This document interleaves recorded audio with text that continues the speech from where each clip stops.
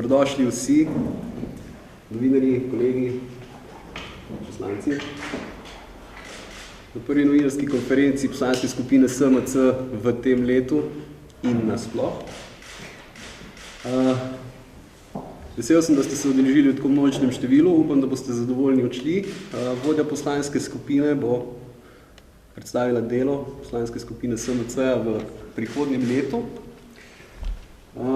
Po njeni izjavi bomo tudi pripravljeni na vaše vprašanja. Bi pa želeli zaključiti danes nekje do 15. ure, ker ob 3 naša poslanka predstavlja svojo knjigo in ji bomo izrazili podporo. Hvala. Besedo predajam vodji poslanske skupine, doktorici Simoni Kustec-Lipicer. Hvala lepa, lepo pozdravljeni v prostorih poslanske skupine SMC. Naj vam ob tej priložnosti najprej vsem skupaj poleg dobrodošlice zaželim tudi srečno in uspešno ter energije polno leto 2015.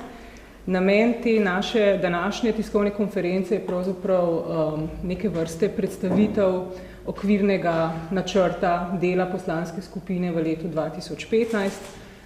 Tako nekako, da boste videli, da imamo pripravljene tako neke kratkoročne, kot tudi srednjeročne in pa dolgoročne načrte delovanja poslanske skupine v seveda intenzivnem koalicijskem sodelovanju znotraj parlamenta v relaciji z vlado in seveda vsemi zainteresiranimi deležniki iz nedržavne sfere. Tisto, kar pravzaprav bo vodilo delovanja našega v parlamentu v letu 2015 je nadaljevanje in pa utrjevanje pravzaprav začetega dela v letu 2014, ki pravzaprav je neke vrste podlaga tudi za to prihajajoče delo. Mogoče v zelo kratki obliki bi vam želela predstaviti predvsem bi rekla to vizijo našega dela skozi 3 vodilne vidike ali pa 3 vodilne vsebine.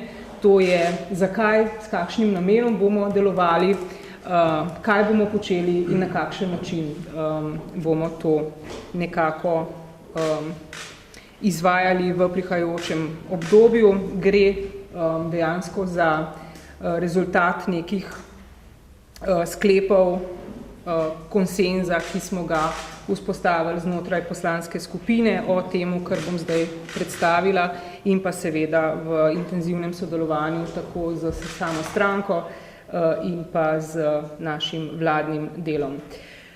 Zdaj tisto, kar pravzaprav je glavni cilj našega delovanja v letu 2015 je to, da bomo s tem delovanjem se nekako premaknili k tistemu, kar bomo poimenovali kot nov razvojni model naše države.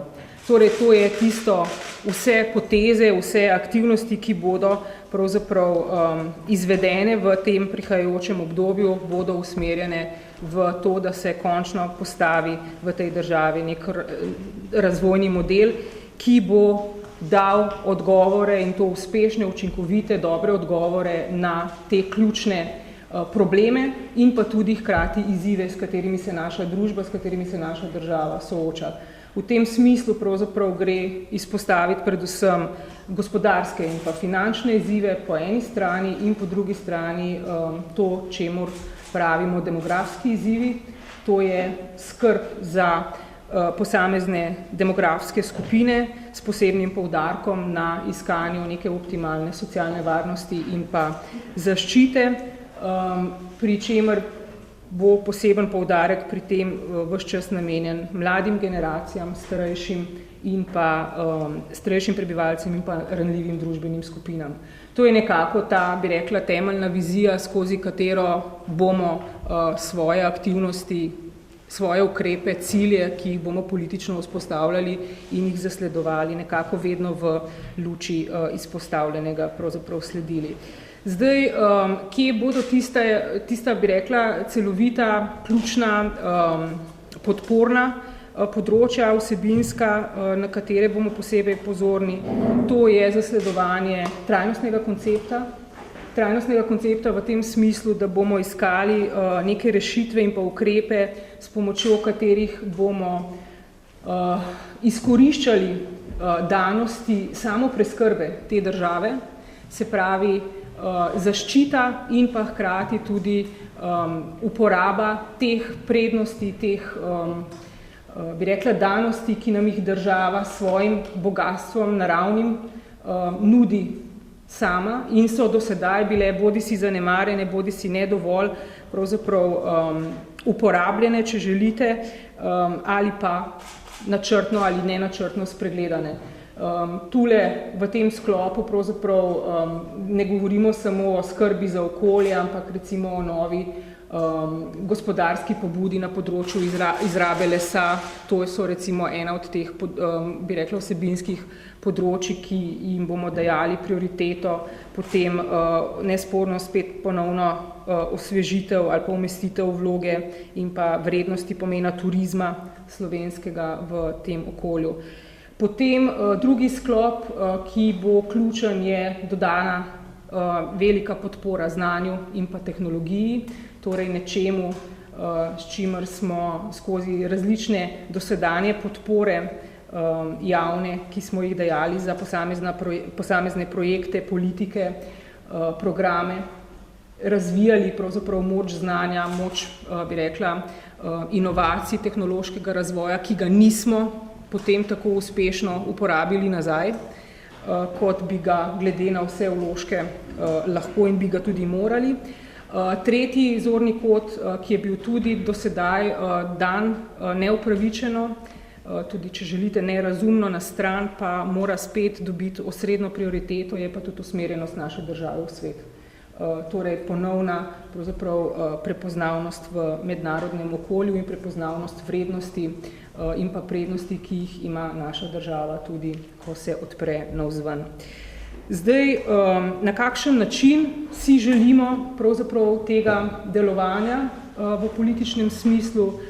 Tista vodilna, pravzaprav vodilni način našega delovanja je skozi po eni strani učenje, preko dobrih praks, preko rešitev, ki že obstajajo in preko katerih se lahko zgledujemo, bodisi iz drugih področji, kjer rešitve, kjer programi že dobro delujejo znotraj države, bodisi navzven. Se pravi nekaj, kar smo v povezavi s to mednarodno orientiranostjo popolnoma zanemarili, spregledali in se nam ponuja kot na pladnju, pa tega nismo do sedaj ustrezno pravzaprav izkoriščali. Po drugi strani pa dajanje priložnosti tistim, ki teh priložnosti do sedaj zaradi sistemskih ali druge vrste tudi koruptivnih, klientelističnih omejitev, blokad niso bili deležni, pa imajo znanje, imajo kapacitete, resurse za to, da pomagajo tej državi, da se postavi ponovno na svojo razvojno pot. Ko se nekako lotevamo takega pristopa k delovanju, to pomeni, da pravzaprav je naše temeljno vodilno oblika delovanja sodelovanje, torej v primerih, ko bo to sodelovanje potekalo na podlagi dobrih zavez, konstruktivnih predlogov, iskanja, bi rekla, nekih pozitivnih spodbud, rešitev, smo in bomo vedno pripravljeni za sodelovanje z vsemi zainteresiranimi partnerji. V tem smislu ne govorim samo v tem političnem kontekstu koalicija-opozicija, ampak govorim pravzaprav tudi o dobrih pobudah, ki bodo prihajale iz civilne sfere. Mi se intenzivno tudi srečujemo s številnimi organizacijami, številnimi predstavniki iz civilne podjetniške sfere, ki nam predstavljajo svoje rešitve in vse to v svoje pravzaprav predloge za delovanje v prihajajočem letu tudi upoštevamo, vnašamo in se z njimi posvetujemo. Poleg tega bi na tej točki, ko govorimo o sodelovanju, pozvala tudi vse zainteresirane posameznike, državljane, da se nam pridružijo predvsem pri našem delu znotraj poslanskih skupin, ki potekajo ob ponedeljkih. Vsi naši poslanci, vseh 36, je do sedaj uspelo še v teh dneh odpreti svoje poslanske pisarne, tako da tudi na ta način individualne državljanske pobude in pa, bi rekla, iniciative sprejemamo, smo odprti do njih, jih zaznavamo in se zavezujemo, da jih bomo čim bolj uspešno vnašali v svoje delovanje. Toliko mogoče za en tak malo daljši uvod. Ok. Bomo z vprašanji Teja, da ne te ve. Teh dneh se širi, da se širi peticija proti privatizaciji, s podpisanjem gospoda Mencingerja, pa me zanima, kakšno je vaše stališče do privatizacije, podpirate to peticijo ali ne? Zdaj, v luči tega, kar sem povedala, je to, mi moramo državo spet ponovno gospodarsko, bi rekla, stimulirati. Zdaj, kakšni so možni načini oziroma rešitve, kako do tega priti, veste, in se v sami družbi tudi omenja več možnih pristopov k temu. Eden od teh pristopov je tudi ta, ki je vsebina omenjene peticije proti privatizaciji. Hkrati pa poznate pravzaprav tudi naša izhodišča volilnega programa in pa koalicijske pogodbe, ki so, bi rekla, ta vsebinska, najmočnejša in glavna, osnovna zaveza našega delovanja, in tam je zapisano, da vsekakor zaradi spodbujanja te gospodarske iniciative, gospodarske svežine, mi moramo z premišljenim in pa reguliranim privatizacijskim pristopom vstopiti v prihajajoče politično delovanje. Oziroma, če sprašujete v zvezi z tem našim stališčem do privatizacije omenjenih 15 podjetij, tudi veste, da je bila zaveza še prejšnjega sklica Državnega zbora, da v to privatizacijo gremo, da je bila to zaveza, ki smo jo ne samo dali s to odločitvijo našim državljankam in državljanom, ampak tudi v mednarodno okolje, ki je to vrstno zavezo pričakovalo z tem namenom, da nam povrne neke vrste vsaj temeljno minimalno stabilnost v njihovih očeh. Suzana? Gospod Svetlica, v teh dneh je na Ministrstvo za finance prispelo 47 različnih imen kandidatov za nadzornike SDH. V medijih se pojavlja kar nekaj imen, ki naj bi se prijavili pod vašo stranko oziroma imeli podporo vaše stranke. Me zelo konkretno zanima, kdo so pravzaprav ti vaši kandidati in ali gre to za neke vrste politično kadrovanje. Omenja se že, da ste se vladne stranke dogovorile, 5 nadzornikov bo, da nekako 3 dobi največja stranka, torej vaša, in po eno Desus in SD. Vi veste, da pravzaprav cel proces imenovanja in pa tudi izbire nadzornikov SDH poteka preko zakonske regulative in da je v tem zakonu zelo natančno definirano, kakšni so pogoji za to, da se lahko predlagaš in kakšni so potem tudi kriteriji za sam izbor nadzornikov. Ti so prvenstveno strokovne narave in takšni tudi morajo biti za takšno funkcijo in to je nesporno tudi edini in glavni razlog, ki ga bomo znotraj, zdaj lahko govorim v imenu parlamenta, upoštevali, ko bo ta predlog prišel s strani vlade in bo moral biti potrjen v parlamentu. Ne vem pa osebno o nikakršnih imenih, niti ne vem zdaj, hvala lepa za to številko, kako ste rekli.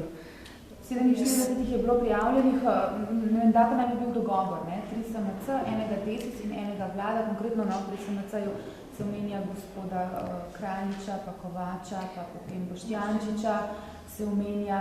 Zdaj, nekako se mi zdi, ravno vi ste nasprotovali vstopu politike pri nadzorovanju slovenskega državnega premoženja. Zdi se, kot da bo to vendarle politično imenovanje, ker konec koncev Državni zbor bo tisti, ki bo naposled moral potrditi teh 5 predlaganih nadzornikov. Je tukaj v ozadju vendarle nek dogovor 3 proti 1 proti 1? Tisto, kar vam jaz lahko zagotovim v imenu vodje največje poslanske skupine, članice vrha koalicije in pa podpredsednice SMC-ja, je to, da bo ta izbor v imenu SMC potekal tako, kot predvideva zakon. Torej ne politično. Strokovna komisija. Tako.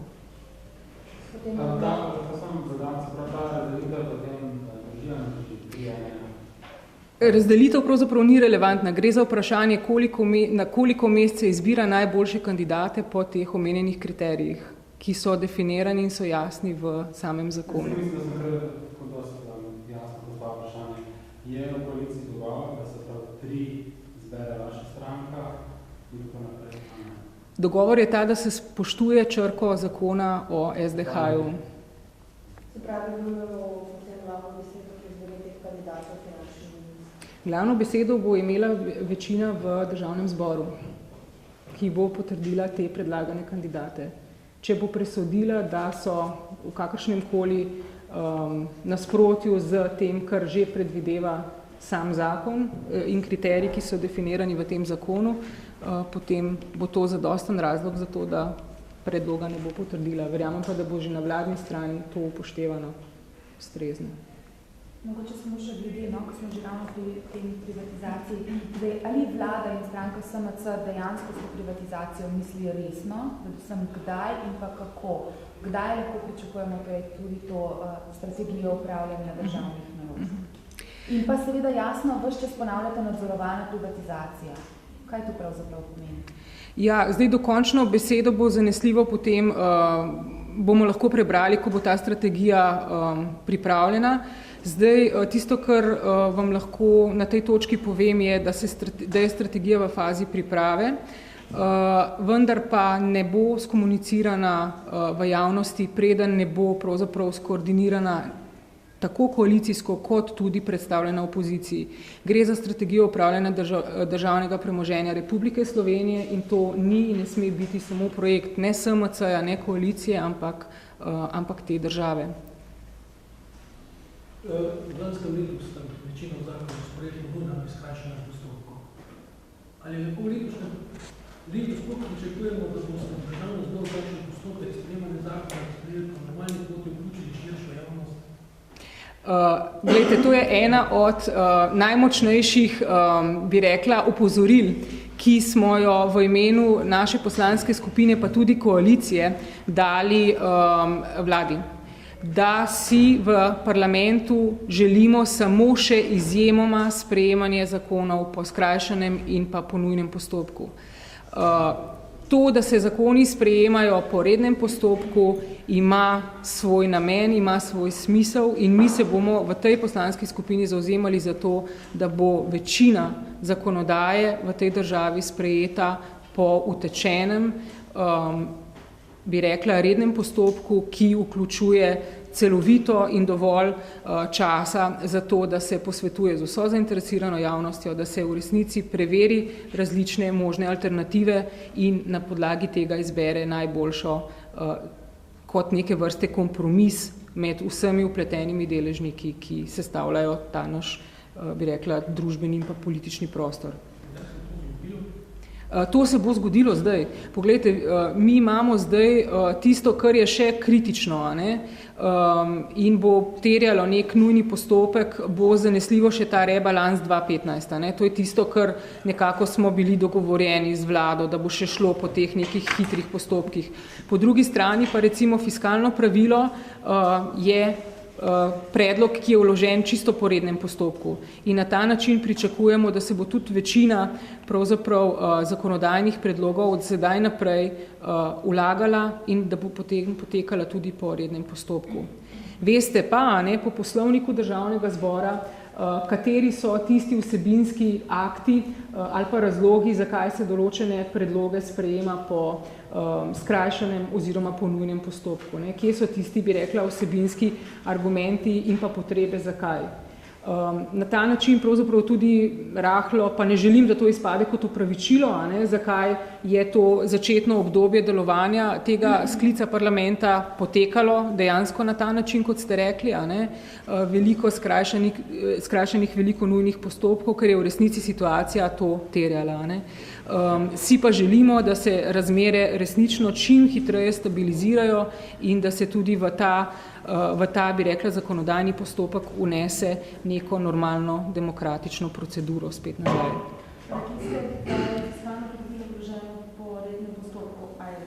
Bo vloženo, ja. Tako. Pa recimo pravosodna reforma, saj je tudi napovedana po skrajšanem postopku, da to še sledi. Po mojih informacijah, ja, zdaj tako je, po skrajšanem postopku je so predvidene manjše spremembe, mislim, da 4 ali pa 5 zakonov na področju pravosodja. Zdaj, tisto, kar smo mi dobili informacijo, je to, da ste mediji poročali, da gre za mini reformo. Ko nam je minister predložil vso dokumentacijo in ko so prišli pravzaprav z ministrstva s pojasnili vsebinskimi, kakšne te spremembe so, se je pokazalo, da to niso reformne spremembe, da so to samo pravzaprav neke spremembe, ki omogočajo nemoteno delovanje pravosodja in ki predvsem tudi, s katerimi se predvsem te naše zaveze v mednarodnem prostoru, predvsem govorimo tukaj v odnosu do evropskega pravnega sistema, bi rekla, nadoknadi nekaj, kar bi morali že implementirati pred leti, pa dobivamo ves čas opozorila, rdeče luči, zato ker temu ne sledimo. To so bom rekla, zelo hitro sintetizirane ocene tega skrajšanega postopka, tega paketa pravosodnega. Je pa to definitivno eno od izjemno občutljivih področij sistemskih v naši državi, ki terja premišljene, postopne in celovite spremembe, ko bodo te napočile in vsekakor kliče po celovitem in pa rednem postopku spreminjanja. Miha? Človeški svet, 2 vprašanja. Prvo je, glede na odločitev Ustavnega sodišča glede financiranja zasebnih in javnih šol, zdaj 1 leto ima Državni zbor čas, da ta zakon sprejme. Kako boste v tem primeru glede tega zakona ravnali vi v vaši poslanski skupini? In drugo vprašanje, prej ste omenjali, da boste dali poudarek ranljivejšim skupinam, mednje sodijo tudi brezposelni. Zdaj, sredstva za aktivno politiko zaposlovanja se v tem letu znižujejo za polovico, na 47,2 milijona. Ministrica Kopač-Mrakova se bo verjetno še glede tega pogajala z ministrom Mramorjem pri sprejemanju rebalansa. Kakšno je vaše stališče? Ker če bo tega denarja zdaj tako malo, strokovnjaki pravijo, da bi lahko število brezposelnih spet začelo naraščati, da zdaj trenutno pada. Zdaj, kar se tiče Ustavnega sodišča, ta odločitev včeraj, mi smo povedali v stranki, da jo seveda spoštujemo, gre vsekakor za odločitev Ustavnega sodišča, ki je organ, ki presoja v primeru, da prihaja do tovrstnih nejasnosti oziroma potreb po interpretaciji. Po drugi strani ga pa razumemo tudi kot močen apel nazaj, bi rekla, političnemu delu te države, ker namreč sporoča, da so očitno dosedanje rešitve bile pravzaprav na nek način nekonsistentne. V tem smislu, če se gremo zasebno in javno šolstvo, hkrati pa vzpostavljamo pogoje, ukrepe in pa pričakovanja, ki tega ne ločujejo, potem pravzaprav je tule vrnitev nazaj na čisto konceptualni premislek, ali pod takšnimi pogoji, kakršni obstajajo sedaj, sploh lahko govorimo o tem, da bomo imeli zasebno šolstvo. Skratka, vrača se žogica nazaj v ponoven premislek na raven parlamentarnega odločanja. Mi bomo vsekakor celovito in zelo podrobno, tako vsebinsko kot pravno, preučili to odločitev Ustavnega sodišča in temu ustrezno pripravili tudi rešitve, ki bomo potem v sam zakonodajni postopek unesli. Se pa strinjam s tem, da je to mnogo več kot samo odločitev Ustavnega sodišča. Zdaj, kar se pa tiče ranljivejših skupin, ki se navezujejo na brezposelne, je pa takole. Zdaj, ena zadeva je ta, da rebalans za 2015 še ni dokončno, bi rekla, predlagan, tako da to je to, kar se tiče vašega finančnega pogleda ali pa dela vašega vprašanja. Sicer bi pa rekla tako, zadevo je treba gledati bolj celovito, bolj široko. Brezposelnost se najbolj uspešno, najbolj učinkovito rešuje z gospodarskimi iniciativami, z načini in pa ukrepi novega zaposlovanja. Tako da jaz računam, da bo tule tudi ta neka medsektorska aktivnost se vzpostavila na ravni izvršnega oblasti, ki smo jo tudi izjemno pogrešali v preteklih obdobjih, in da se bo problem enega sektorja reševalo pravzaprav lahko ali pa so reševalo tudi z rešitvami v drugem sektorju. Še kratko zadnje vprašanje, Teja. Glede na optimistične gospodarske napovedi, gospodarska rast presega 2%, in s tem posledično ne bi se sprostili nekateri socialni transferji in tudi omejitev zaposlovanja v javnem sektorju, bi me zanimalo, če pripravljate v koaliciji kakšne ukrepe glede tega, da teh sredstev namreč ni. Zdaj, tisto, kar lahko rečem, je to, da se intenzivno sedajle pripravljajo na različnih sektorskih področjih strategije nadaljnjega razvoja. In te strategije pravzaprav bodo upoštevale te razvojne momente.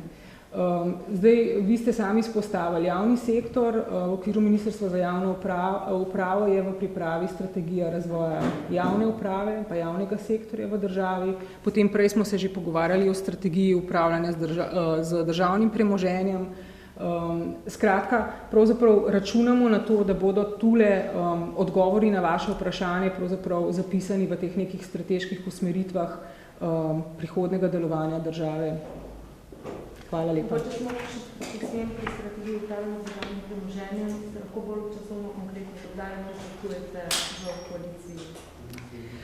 Zdaj, po naših informacijah naj bi bil prvi predlog zdajle kar relativno že kmalu predstavljen koaliciji, potem je pa vprašanje časa, koliko časa bo potrebovala koalicija, da ta predlog uskladi in pa potem naprej naslednji koraki, z tudi sodelovanjem z opozicijo, seveda z javnostjo in potem dalje.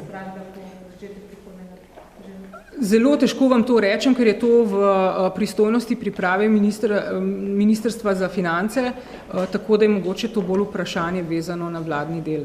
Najlepša. Po mojih informacijah zanesljivo ne jutri. Katere teme pa bodo jutri na mizi? Hvala lepa.